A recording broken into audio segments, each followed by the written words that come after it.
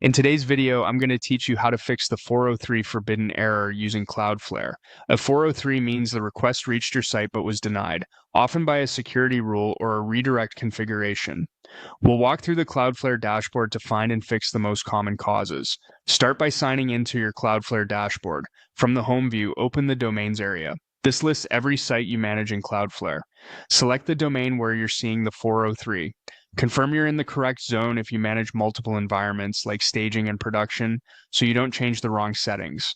With the domain open, head to the security section. This is where firewall and protection features live, and it's the most likely place a legitimate request can get blocked. Next, open security rules. Here you'll see rules that evaluate each request. Carefully review any rules that reference your IP address, your country, or your user agent. These are common filters used to reduce spam and attacks, but they can also block you or your users. Look for rules whose action is set to block or challenge. If a rule targets all paths or broad patterns and affects your region or device type, that's a strong candidate for the 403.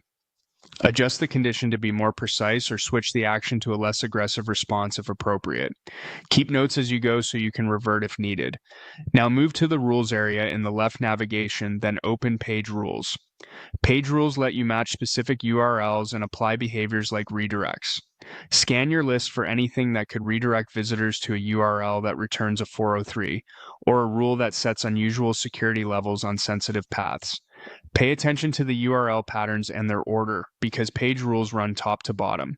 If you find a rule that unintentionally forces traffic to a forbidden location, either disable it or correct the target so it points to a valid page. After making changes, test the site in a private or incognito window to avoid cached results. If you still see a 403, try from a different network or device in case your original IP was part of a blocked range. Give Cloudflare a minute for changes to propagate, then refresh. When the page loads correctly, you've found the culprit. That's it.